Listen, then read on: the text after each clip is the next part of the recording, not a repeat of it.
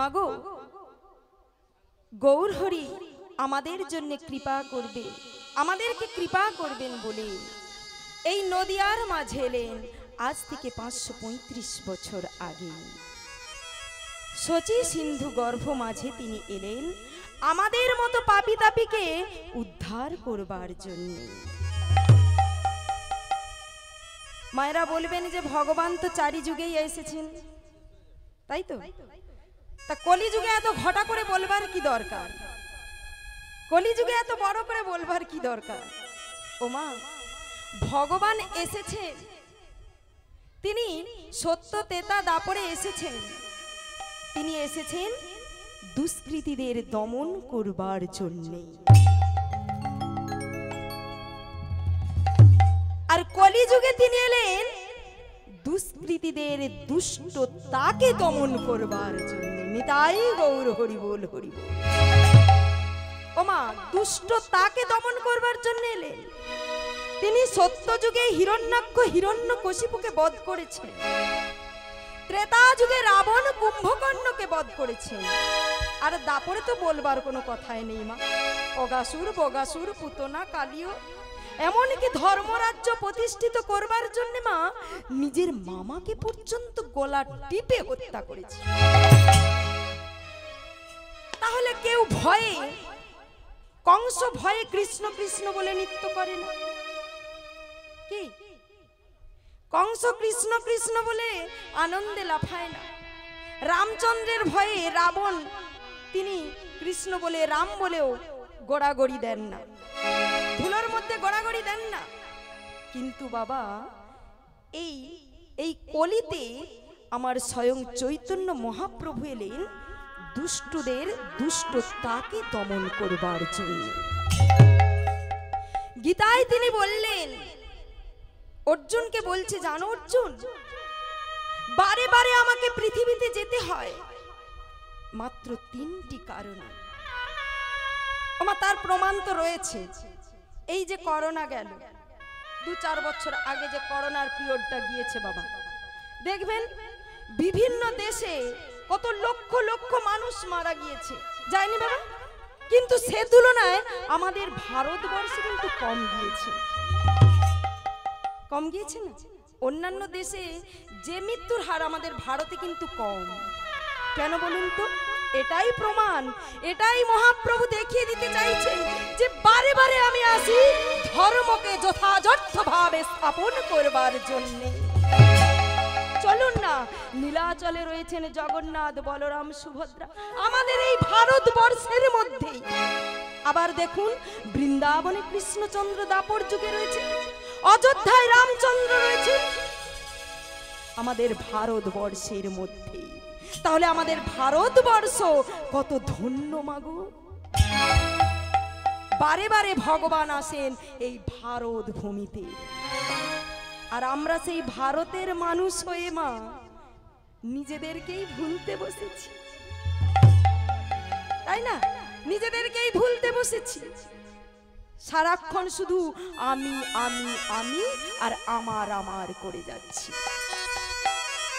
বাবা, জন্মের পর যখন জ্ঞান হলো, সেই জ্ঞান হওয়ার পর থেকে 2টো মিথ্যে কথা বারে বারেই আমরা বলছি। সবাই বলছি, বলছি না? কি বলছি? আমার 1 নম্বর, আর কি বলছি? আমি। শুধু আমি, আমি অমুক, আমি তমুক, আমি এই। আর কি বলছি? আমার বাড়ি, আমার গাড়ি, আমার ছেলে, আমার মেয়ে, আমার সম্পত্তি, আমার ঘর বাড়ি, আমার সবকিছু। শুধু আমি আর আমার করে গেলাম। বাবা, একজনের কাছে গিয়ে তো আমাদের জবাব দিতেই হবে যে তুমি ওখানে গিয়ে কি করলে। ও মা, আজকে যেই আসনটা আপনারা অলঙ্কিত করেছেন না বাবা, এটা বহু পুণ্যের ফলে এই আসনটা অলঙ্কিত হয়েছে। ও মা, এই আসন অনেক পাওয়া যাবে, এমন আসন কিন্তু পাওয়া যাবে না। আসন আপনি অনেক পাবেন, পাবেন না? আপনি 1 কোটি টাকা খরচা করুন না, এর থেকে বড় আসন পাওয়া যাবে। কি এমএলএ এমপি হয়ে যাবে, যে আসনে আপনাকে সবাই সম্মান করবে, তাই না? কিন্তু মা, এমন আসন আপনি 1 কোটি কেন 10 কোটি টাকাও যদি খরচা করেন, এমন আসন কিন্তু আপনি পাবেন না। তাই মাগো, এই আসনে বসতে গেলে দণ্ডবোধ দিয়ে বসতে হয়,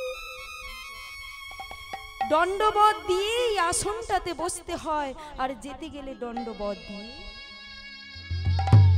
নিতাই গৌর হরি বল, হরি বল।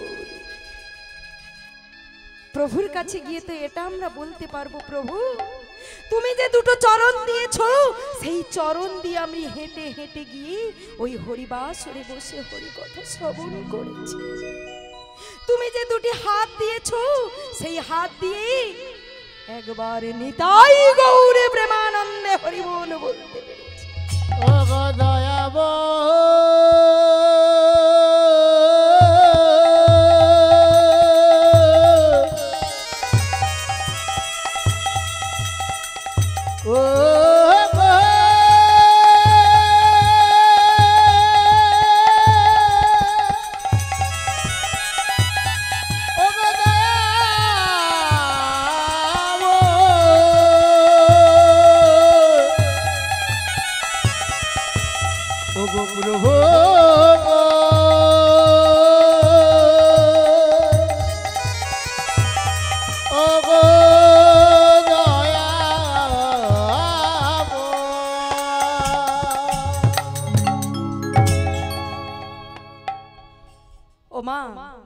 অর্জুন ঠাকুর একদিন ভগবান কৃষ্ণকে বলছে, কৃষ্ণ তুমি ওই রথটা প্রস্তুত করো, রথটা সাজাও। বলছে কেন? বলছে ওই রথে করে আমি ওই গঙ্গার স্নানে যাব। ভগবান কৃষ্ণ বলছে, অর্জুন তুমি গঙ্গার স্নানে কেন যাবে?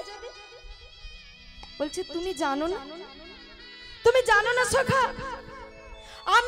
আমি ওই কুরুক্ষেত্রের মাঠে কতজনকে হত্যা করেছি, কত কত লাখ লাখ মানুষ আমার জন্য তার প্রাণটা হারিয়েছে। তুমি জানো না সখা, কত পিতা তার সন্তানকে হারিয়েছে, কত মা তার ছেলেকে হারিয়েছে। আমি যে বড় পাপ করেছি কৃষ্ণ, আমি সেই পাপ থেকে পরিত্রাণ পাওয়ার জন্যে আমি ওই গঙ্গার স্নানে যাব। কিন্তু মা, কৃষ্ণ অর্জুনকে অনেক আগেই বললেন, অর্জুন তুমি আমাকে ধরো, অহং দুহং সর্ব পাপেভ্যো, তুমি আমাকে ধরো, আমি তোমাকে সর্ব পাপ থেকে পরিত্রাণ দেব। কিন্তু অর্জুন চিনতে পারলেন না।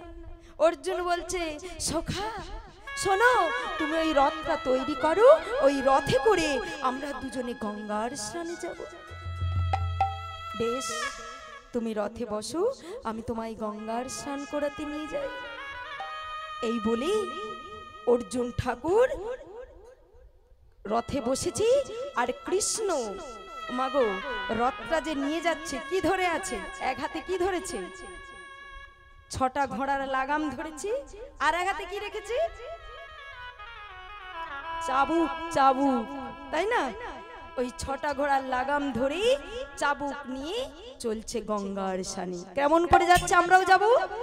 গঙ্গে গঙ্গে মা গঙ্গে, গঙ্গে গঙ্গে মা গঙ্গে, গঙ্গে গঙ্গে মা গঙ্গে, গঙ্গে গঙ্গে মা গঙ্গে, গঙ্গে গঙ্গে মা গঙ্গে, গঙ্গে গঙ্গে মা গঙ্গে, গঙ্গে গঙ্গে মা গঙ্গে, গঙ্গে গঙ্গে মা গঙ্গে, গঙ্গে গঙ্গে মা গঙ্গে, গঙ্গে গঙ্গে মা গঙ্গে, গঙ্গে গঙ্গে মা গঙ্গে, গঙ্গে গঙ্গে মা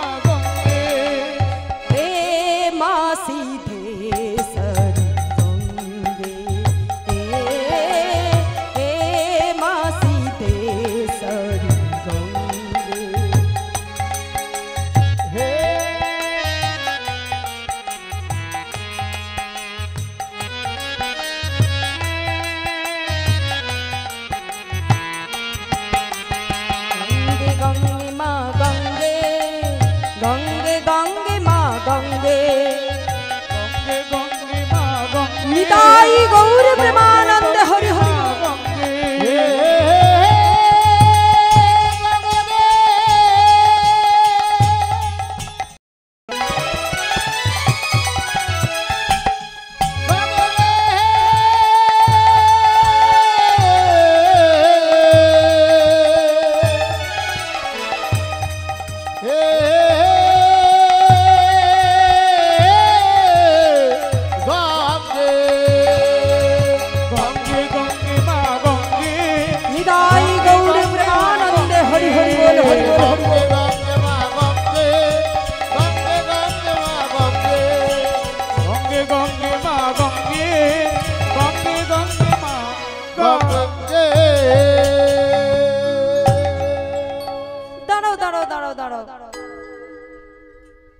কৃষ্ণ তুমি দেখতে পাচ্ছ কৃষ্ণ বলছে কি না ওই দূরে না বলছে ওটা তো একটা মোড়া দেহ না তুমি ভালো করে লক্ষ্য করো না ওই মোড়া দেহটার সামনে ওই কুকুরটা এমন নৃত্য করছে কেন বলছে অর্জুন ওই কুকুরটার মনে খুব আনন্দ হয়েছে কেন যে আজকে এমন একটা মোড়া দেহ আমি পেয়েছি আজ আমি একাই খাবো কাউকে ভাগ দিতে হবে না কি কাউকে ভাগ দিতে হবে না আজ আমি একা এটা মনের আনন্দে খাবো এই ভেবে কুকুরটা নৃত্য করছে এখন অর্জুন এই দৃশ্যটা দেখে কৃষ্ণকে বলছে আচ্ছা কৃষ্ণ কুকুরটা এমন লাফালাফি করছে কেন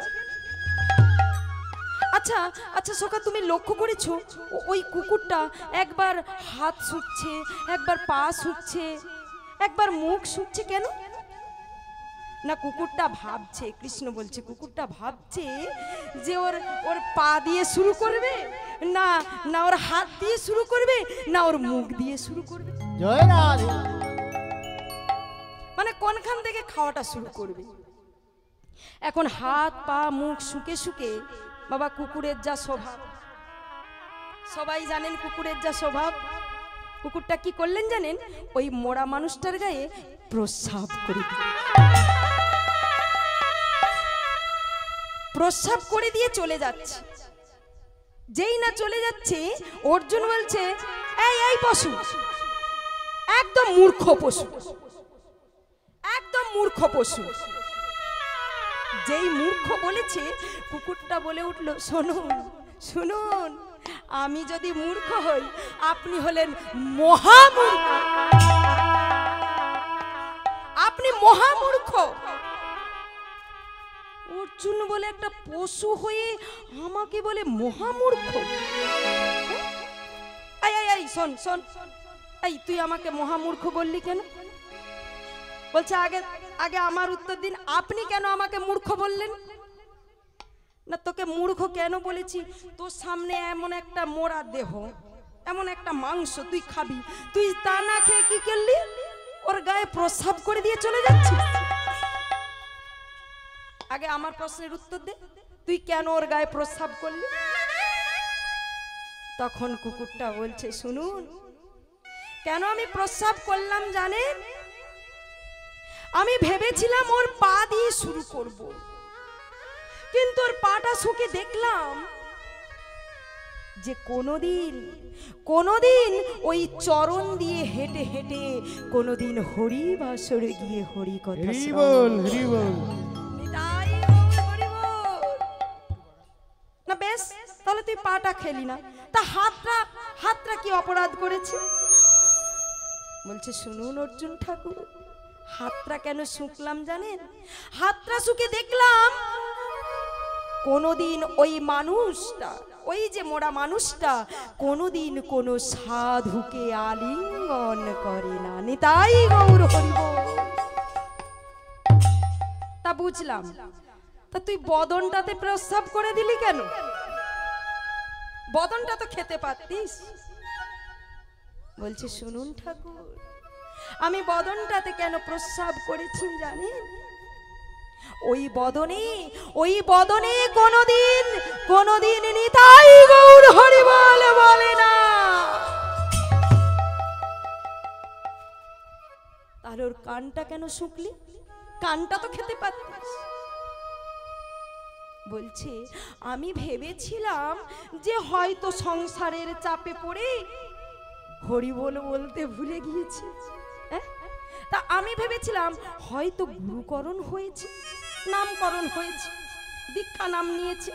কিন্তু আমি ওই কর্ণটা শুনে দেখলাম যে ওই মানুষটা এই মৃত্যুর আগে পর্যন্ত কোনো গুরু দীক্ষা নেননি। যে জীবের গুরুকরণ নাহি হয় সেই জীব পশু বলি জানিবে নিশ্চয়। নিতাই গৌর হরি বল। মাগো, গুরুকরণ যদি না হয় তাহলে এই দেহটা পশুর সমান। কি মা, তাই তো বাবা? ঠিক তো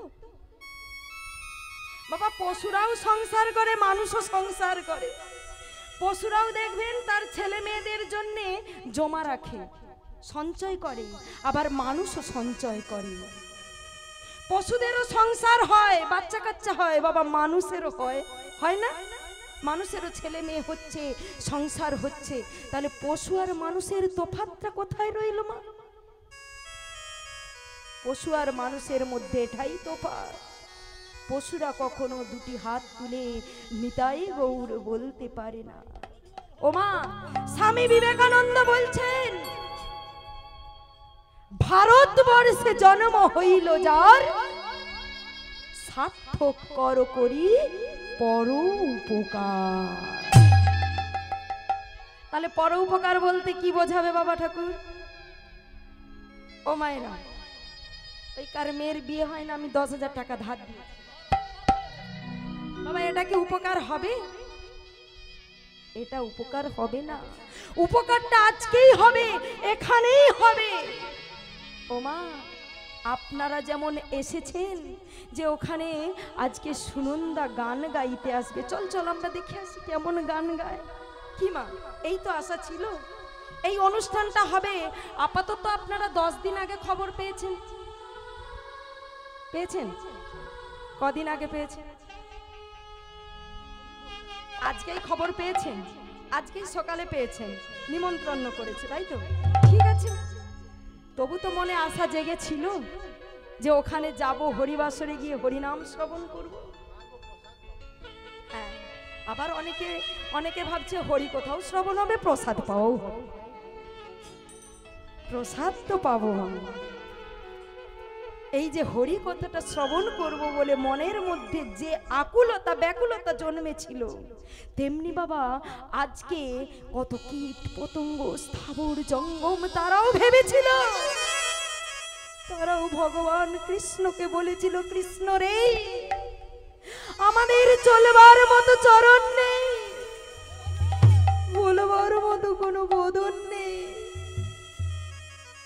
কিন্তু শোনবার মতো আমাদের শ্রবণ ইন্দ্রিয় আছে। জানিস, ওই হরিবাসরে সবাই যখন একসাথে উচ্চস্বরে বলবে নিতাই গৌর প্রেমানন্দে হরি বল, হরে কৃষ্ণ রে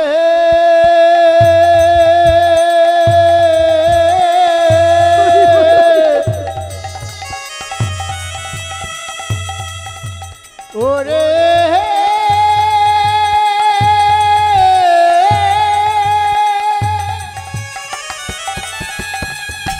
ওরে কৃষ্ণ রে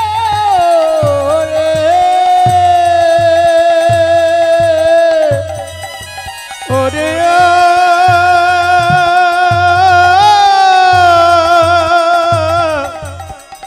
ওরে কৃষ্ণ রে।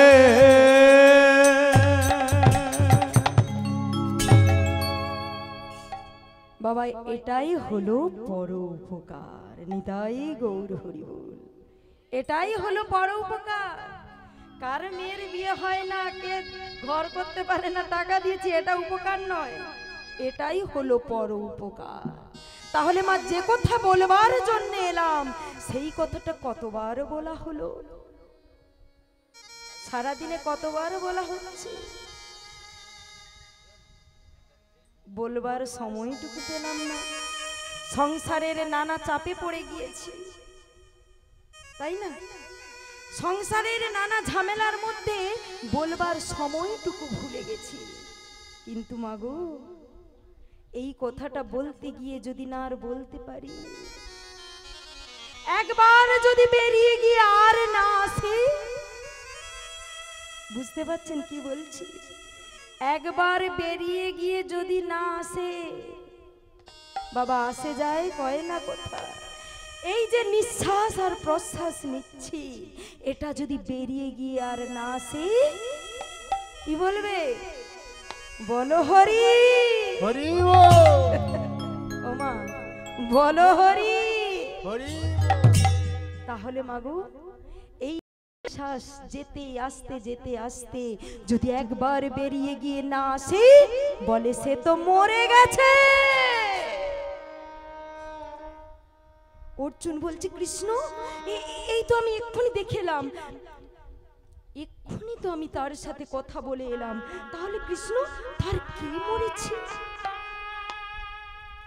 তার কে মরেছে? ও মা, কেউ যদি মরে যায় তার কি কিছু চলে যায়? হাত পা নাক চোখ মুখ সবই তো থাকে, সবই থাকে। তাই অর্জুন বলছে, কৃষ্ণ তার কে মরেছে? আর কৃষ্ণ বলছে, তার কে মরেছে? অর্জুন বলছে, কৃষ্ণ আমি তো তোমাকে জিজ্ঞাসা করেছি যে তার কে মরেছে, আর তুমি আমাকেই বলছো তার কে মরেছে। তুমি সব সময় আমার সাথে রসিকতা করো, তুমি সব সময় আমার সাথে রসিকতা করো, আমার ভালো লাগে না কৃষ্ণ। তার কে মরেছে আমি তোমাকে জিজ্ঞাসা করলাম।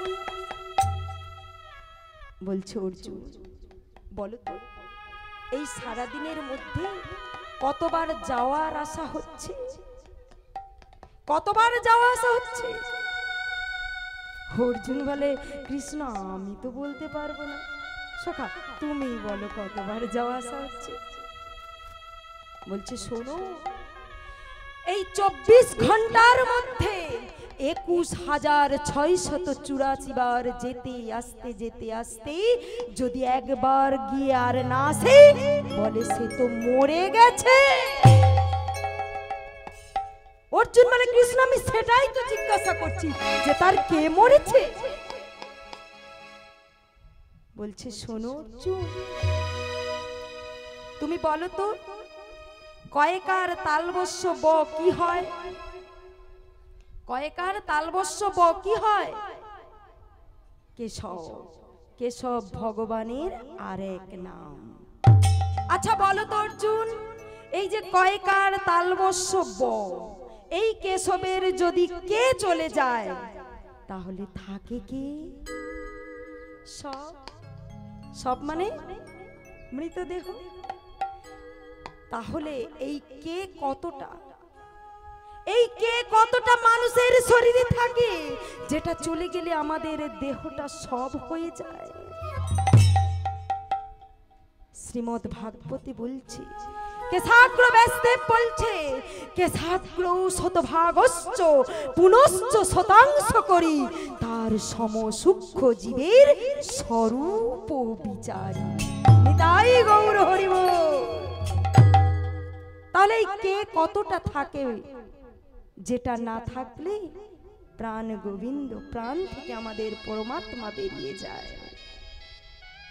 একটা মাথার চুলকে উপরে কেশাগ্র শতভাগশ্চ, কেশের অগ্রভাগ, সেই অগ্রভাগকে 100 ভাগ করতে হবে। ওই 100 ভাগের 99 ভাগ ত্যাগ, যে 1 ভাগ থাকবে ওই 1 ভাগকে আবার পুনশ্চ শতাংশ করি আবার 100 ভাগ করতে হবে। সেই 100 ভাগের 99 ভাগ ত্যাগ, যে 1 ভাগ পড়ে থাকে সেই অণু পরমাণু রূপে যতটুকু আমাদের দেহে থাকে, ভগবান বলছে আমি ততটাই বিরাজ করে থাকি। নিতাই গৌর হরি বল, হরি বল।